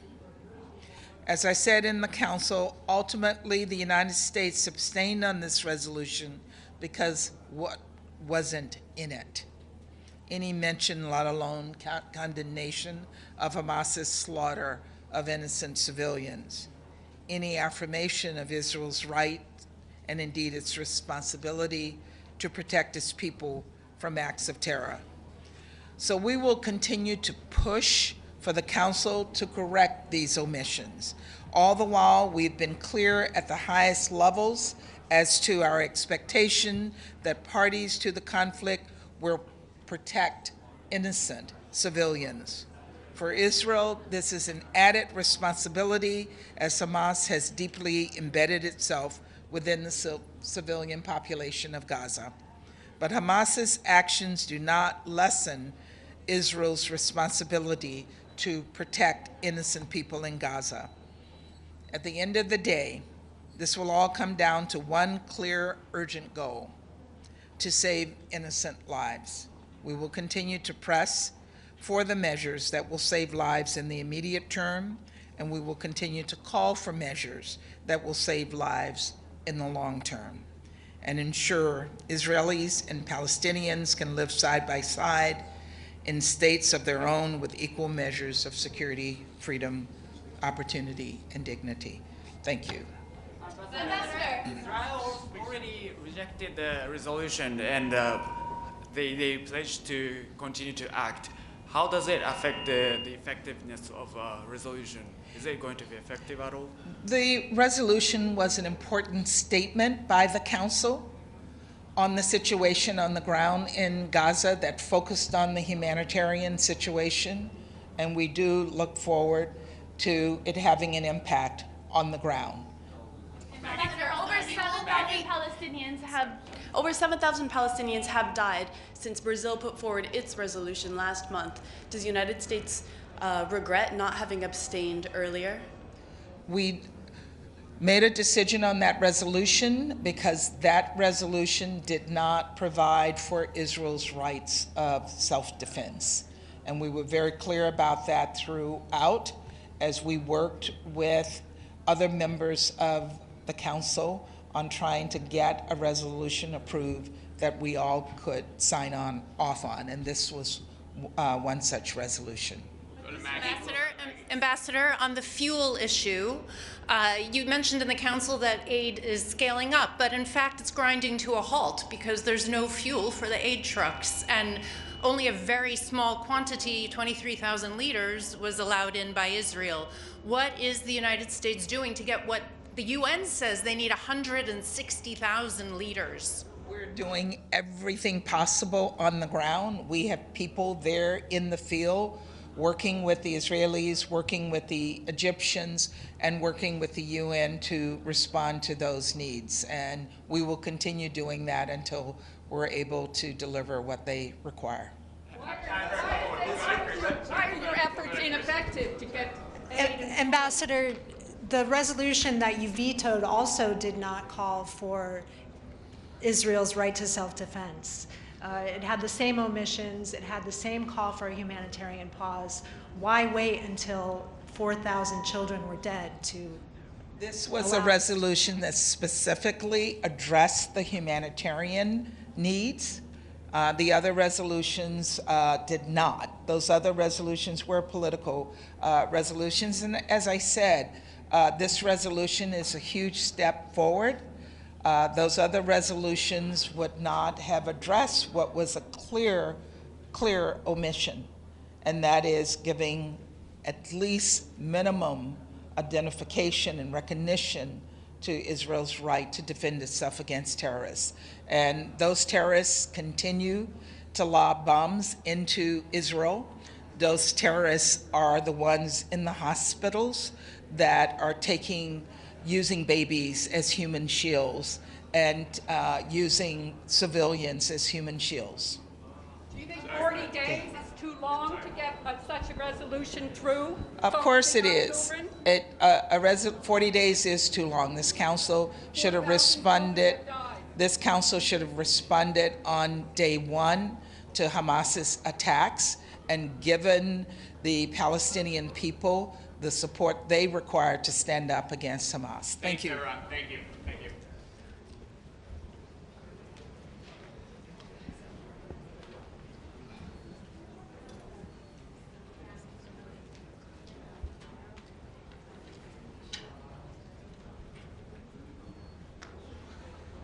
All right.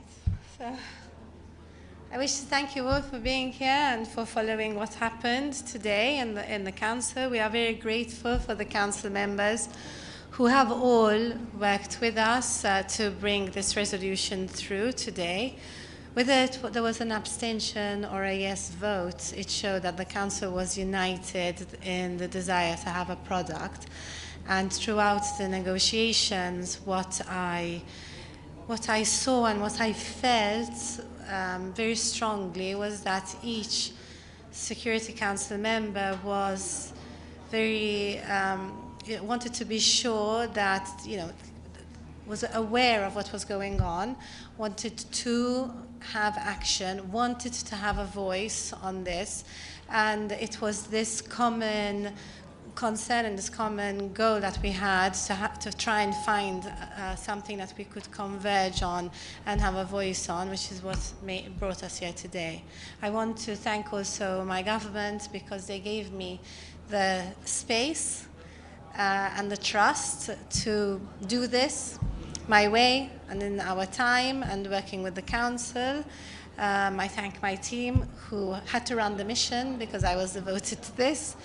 And we managed to bring it home. It is just a first step, as we have all said. This is how this resolution initiated. We took too long to respond to what is going on. But as you know, Malta chairs the Children and Armed Conflict working group of the Security Council, and the situation that we are confronted with here is unlike any other situation of conflict in the world. Gaza is densely populated, densely constructed. There are too many people living together in a very small area, and something else which is very unique is that 50% of that population is our children. So this war and the conflict that is going on there has had a disproportionate impact on children, more than in any other conflict situation, which is why we decided to bring a resolution which is focused on the needs of children, particularly for this situation, and haven't taken this action on others, because this is a really particular and unique situation. And children equals innocence. We know it, we all believe it. We believe it in whatever our religions are, and it is also stated in international law, and this is what we tried to bring forth today. Ambassador, I want to congratulate you on what seemed, you got through what seemed to be the impossible task, but at the same time, it seems it's dead on arrival, because we heard in the council the Israeli envoys say they reject it. So what really has been accomplished? Well, first of all, the Security Council is the highest body in international, in multinational diplomacy, and the resolutions of the Council are immediately binding on all members.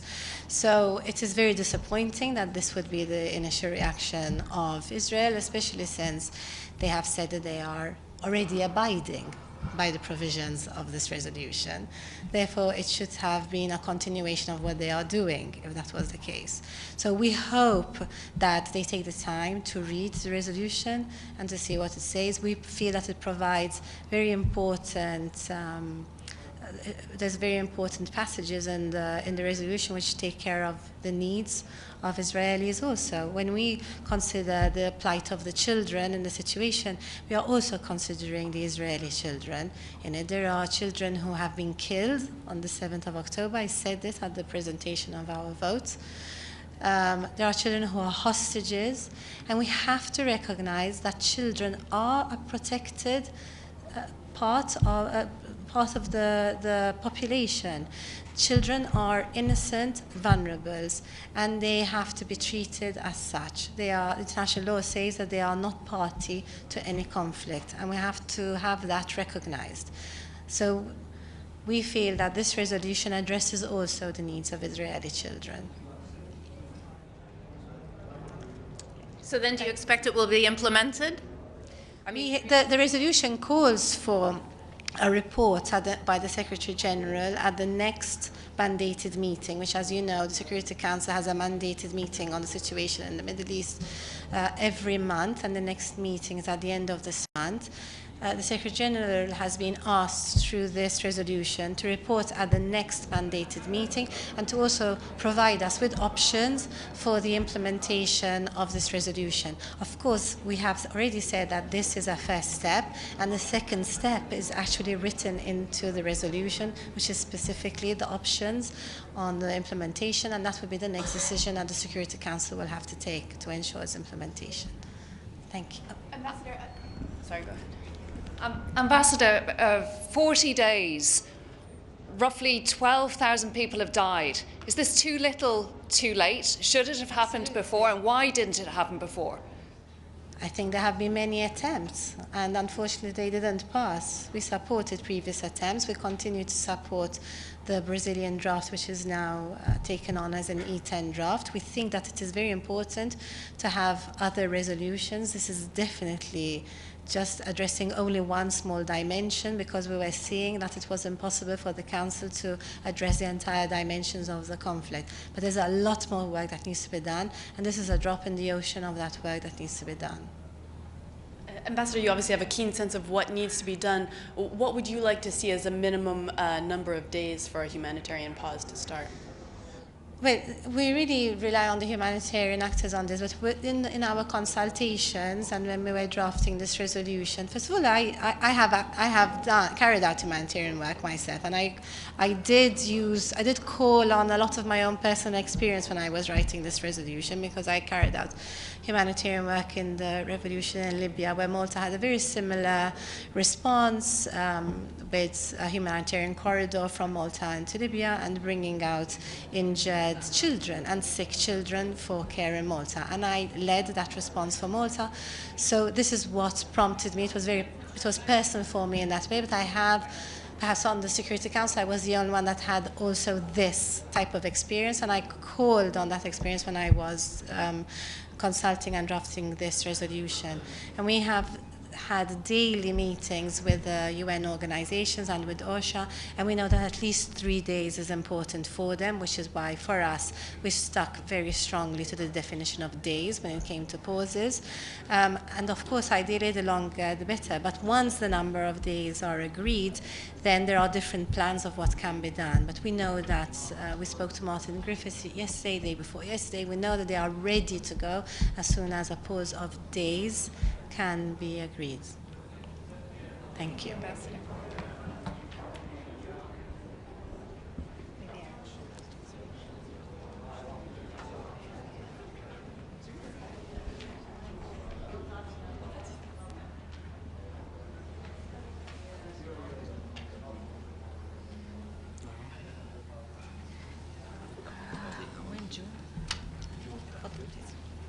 June. Do you want me to say a few words first? Members of the Security Council.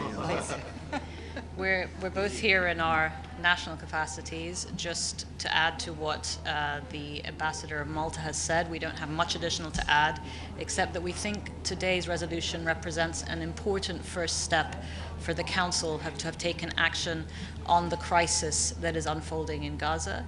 It's the first resolution since 2016 on the situation in the occupied Palestinian territories, so it was a big move and a lot of compromises from different Council members to get us to this clear voice from the Council today.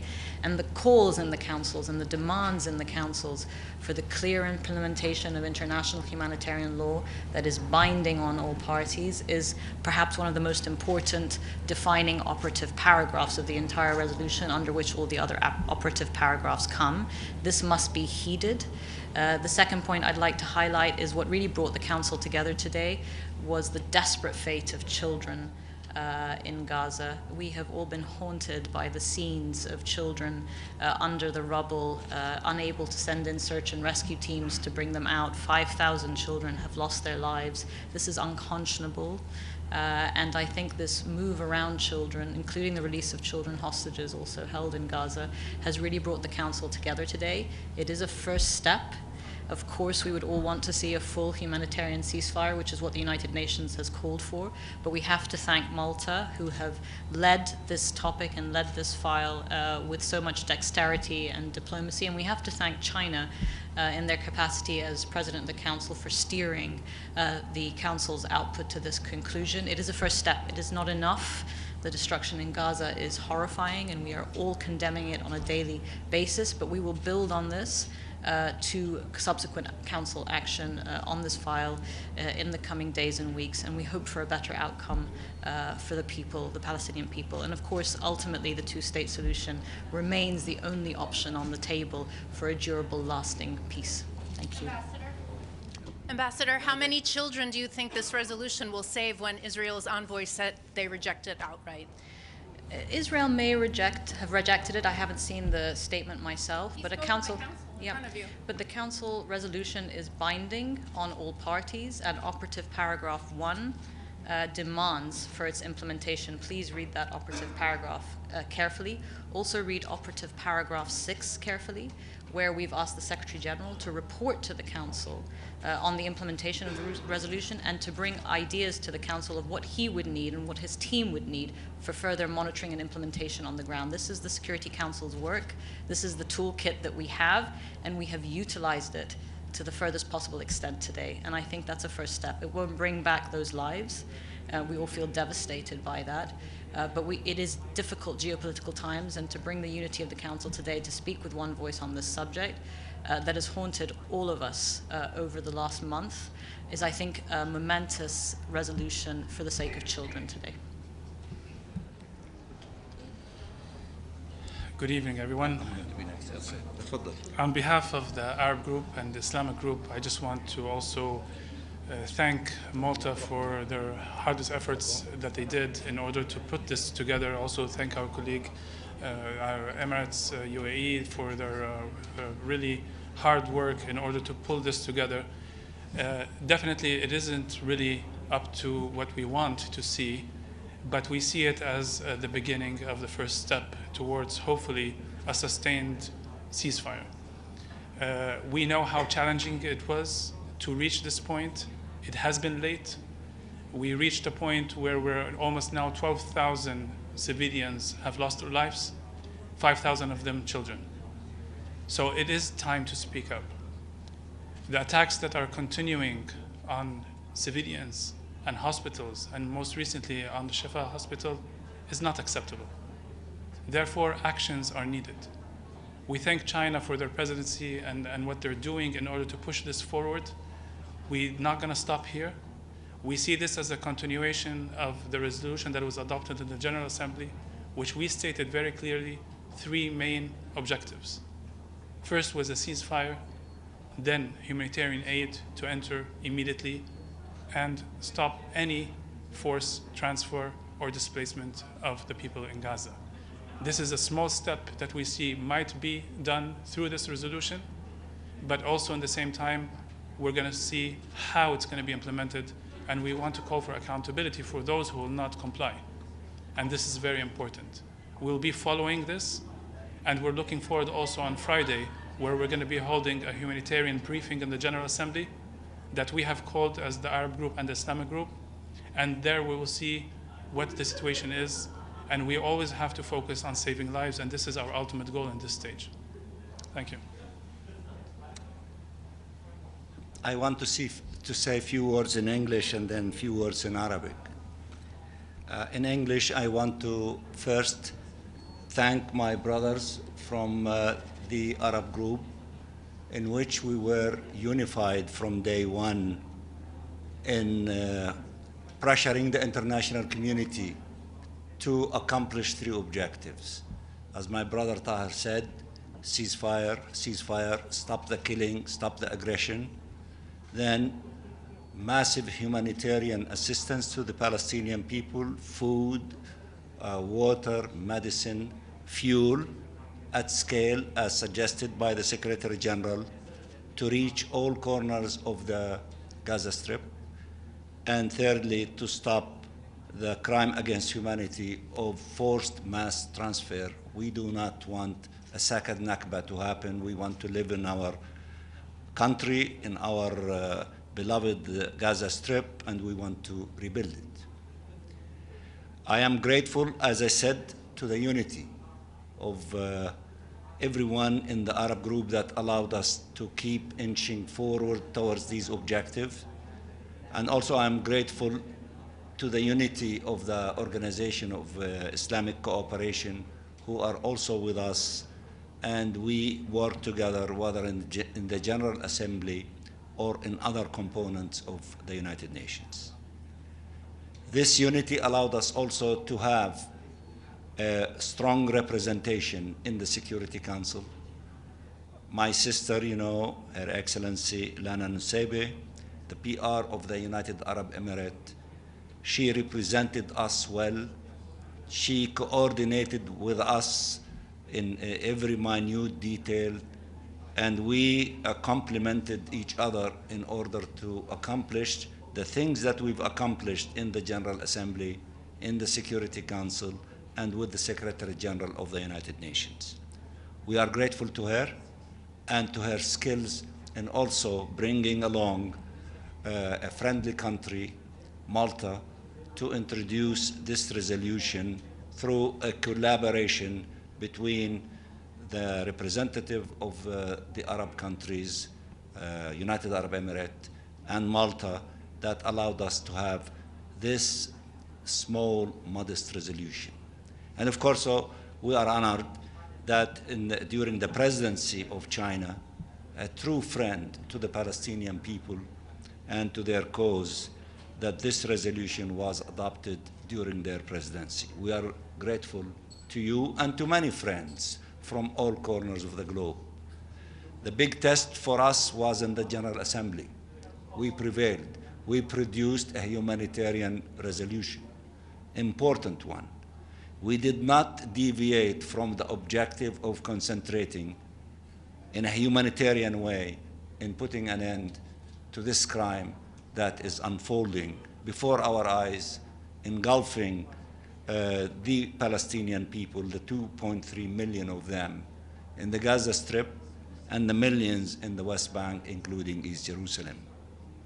And our hearts are torn apart when we look at the children being killed and injured or trying to dig them out from under the rubbles. 5,000 children to be killed in the Gaza Strip while the international community watching, while the Security Council is watching, is a stain in the forehead of the Security Council. They should have acted long time ago. That would allow for the saving all those children.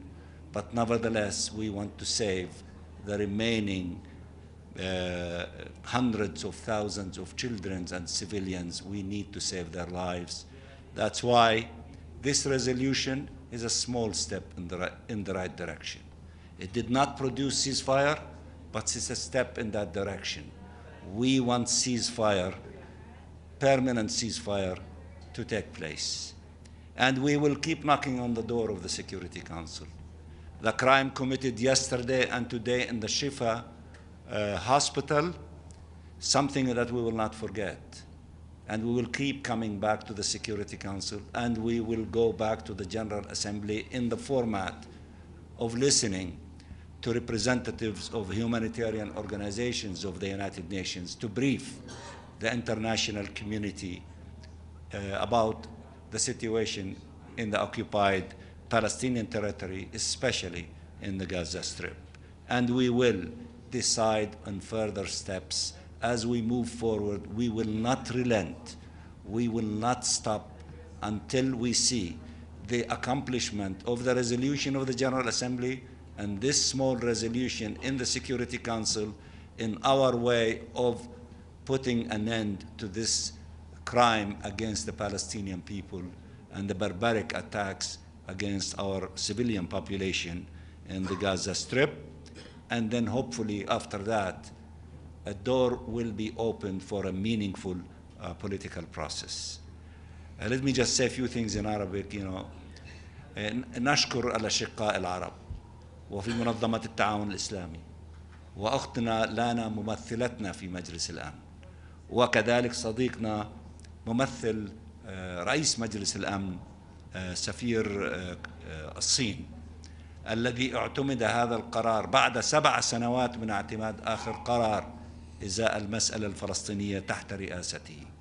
هذه خطوة متواضعة في الاتجاه الذي نريد أن نصل إليه، وهو وقف إطلاق نار كامل وشامل وإدخال مساعدات إنسانية بالمستوى الذي يحتاجه أهلنا في قطاع غزة من ماء وغذاء ودواء ووقود لتتمكن المستشفيات من القيام بواجباتها، ولتتمكن محطات تحلية المياه من توفير مياه صالحة للشرب لأهلنا، وكذلك من أجل أن تتمكن الحافلات والسيارات من توزيع المساعدات الإنسانية التي تدخل من جنوب غزة لتصل إلى كل مكان في قطاع غزة. هذه خطوة صغيرة في الاتجاه الصحيح بعد 40 يوما اتخذها مجلس الأمن، وعار على جبينه أنه لم يتدخل مبكرا، لكنا قد أنقذنا ربما الآلاف من حياة الأطفال والمدنيين. ولكن بالرغم من ذلك وبالرغم من الألم وبالرغم من العذاب الذي يتعرض له شعبنا في غزة، لن نحيد عن مسيرة إلزام الأمم المتحدة وكل مكوناتها في أن تقوم بواجباتها في وقف هذا العدوان وتوفير كل مقومات الحياة لأهلنا وتوقيف التهجير القسري لهم. وبعد ذلك سننطلق إلى آفاق سياسية توصلنا إلى إنهاء الاحتلال وإنجاز استقلال دولة فلسطين وعاصمتها القدس الشريف وحل عادل للاجئين على قاعدة القانون الدولي وقرارات الأمم المتحدة ذات الصلة، خاصة قرار 194. ولن ننسى المجرمين الذين أعطوا الأوامر لإحداث هذه الكوارث أن نلاحقهم في المحاكم الدولية كي يلقوا العقاب الذي يستحقوه. فمثل هذه الجرائم الذي يذهب ضحيتها 5000 طفل وعدد كبير من المدنيين لن نسمح لها أن تمر مرور الكرام، ولكن ذلك سيأتي في الوقت المناسب بعد أن نضع حدا لهذا العدوان. وأنا أعتز وأفتخر أنني جزء من هذه المجموعة، ومجموعة أكبر مش موجودة معنا طبعا، وزميلنا من كوبا كذلك موجود معنا. كل هؤلاء الناس الذين عندهم ضمائر حية والذين يتقطعوا ألم وهم يروا ما يحل بالشعب الفلسطيني في قطاع غزة، ويقفوا معنا ويساندونا ويدعمونا ويدعموا الشعب الفلسطيني، ونراهم بالملايين كذلك في شوارع وعواصم الدول المختلفة. نحن نحييهم جميعا ونعمل معهم كل من موقعه للوصول إلى وقف هذا العدوان وتوفير كل مستلزمات الحياة لأهلنا. وشكرا على تواجدكم معنا، أنتم تغطونا دائما. I want to give my friend, now just a second, please. I will respond to your question. I should say I fully agree with what has been said by Ambassador Nusebe, Ambassador Mansour, and other colleagues. And simply to say that, first, the resolution adopted is really a meaningful step towards the final ceasefire and also the settlement of the conflict. And for that, I should really highly appreciate the strong solidarity and unity demonstrated by the Arabic countries and Muslim countries, and in particular the leading role played by Ambassador Mansour and Ambassador Nusebe, and also the great contributions made by other colleagues. I don't believe that without this solidarity, this unity, we can get what has happened to happen. And second, we have adopted a resolution, but we should not simply stop here. There are many things to be done. And the most important thing is to get this resolution implemented fully, and so as to realize a complete and lasting ceasefire and peace. And for that, we need to continue to make our joint efforts. And as the rotating presidency of the Council, we will continue to make along that direction. And third, in the long-term run, the solution lies in the implementation of the two-state solution. We have mentioned that many times. And if we do not want to see the resurgence of such tragic situations, we need to give all the fundamental rights back to the Palestinians and to get the two-state solution realized, and also to let the Palestinians to decide their own future. That's really what I wish to emphasize. Thank you again. Thank you. How would you explain this vote to the families who have lost their children in Gaza and for whom this resolution comes far too late, is a failure for them? How would you explain it to them? I'm sure you know very well what happened in the past 40 days, and there's a strong willingness in the Council to have a resolution adopted. So we tried the Brazilian one, we tried several times the Russian texts, and then, for the reason we all know that we were not able to get there. But we have never given up, and it's late, but that it's a very, very important and meaningful first step. We hope that with this step, with our further effort, we can see a lasting peace and also, at this moment, a really consolidated ceasefire. I promised you to ask a question. You are the last one, and I think we need to go. In 1973, King Faisal of Saudi Arabia announced an embargo on oil sales to Western countries plus Japan in retaliation for their support of Israel. I wonder if you expected same support from Arab countries since October 7th.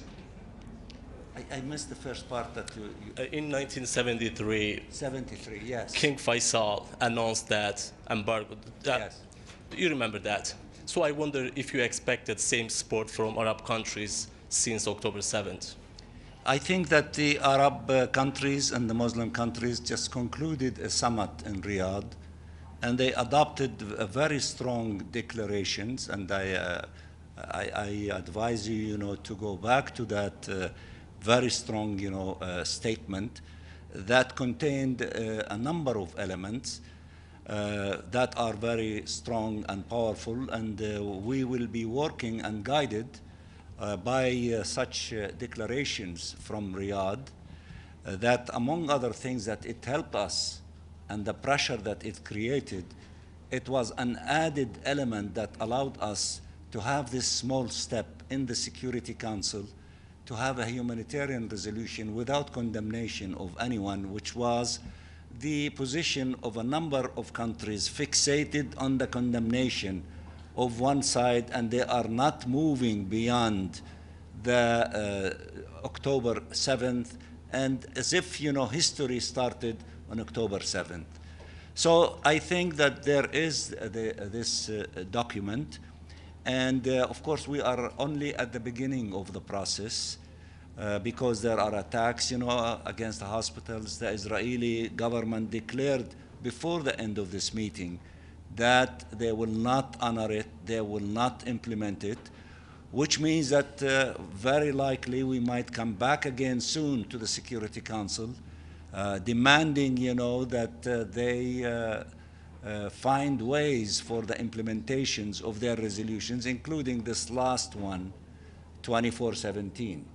So therefore, there are a lot of things before us that you could see through them the demonstration of the strength of the Arab and the Muslim countries and other countries, not only them, because now we are going to meet with different, regional groups, and we are going, to continue the mobilization so that we can succeed in having a ceasefire, in implementing, the essence of the resolution of the General Assembly, and to expand on the current resolution that was adopted today, and move into the political horizon and move into the accountability dimension. So there are a lot of things before us, and this current Israeli government is not going to respect anyone, any obligation as we see it on the ground, which means that we will be coming back again, and we will assess and evaluate, and we will take all the necessary steps that allow the General Assembly, the Security Council, and the Secretary General to keep pushing ahead to put an end to this aggression. We thank you very much. And ambassadors, very quickly, if we can ask you about concrete next steps, given that children are dying every minute and every hour in this conflict, can you paint a realistic picture of the challenges of implementing this resolution, given Israel's intensifying criticisms of the U.S., of the UN, and its position on this resolution? I'll just quickly answer this because you've waited very patiently today. Security Council resolutions and the toolkit we have as an international community are imperfect by design. That doesn't mean we do not do our best every day and each day as diplomats to try and find the compromises and use that toolkit in order to save lives.